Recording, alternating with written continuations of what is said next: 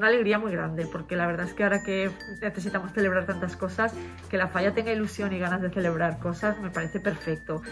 Y que quiera tener de alguna manera un pequeño detalle con los que durante tanto tiempo han colaborado con algo tan divertido y tan emblemático como son las paellas en JJ, pues una idea estupenda. Se nos ocurrió este pequeño macaco, por llamarlo de alguna manera, que bueno, intentamos que sea el espíritu de los peques de la Falla, intentamos que sea ese pelirrojo presidente que algún año tendrá su fiesta por todo lo alto, esa fallera mayor infantil que seguro que también algún día podrán celebrar la fiesta a tope, con la paella. Aquí le falta la paella, sujetando esa paella que es la gran fiesta de JJ, y esperemos que por muchos años. Son 8 años de trabajo con la comisión.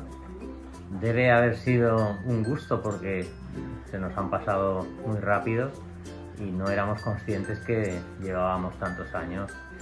Siempre es un placer, siempre es reconfortante encontrar comisiones que te dan continuidad y sobre todo que ves que están satisfechas con el trabajo que desarrollas. Darle las gracias a la Falla por contar con nosotros y confiar en nosotros para esto.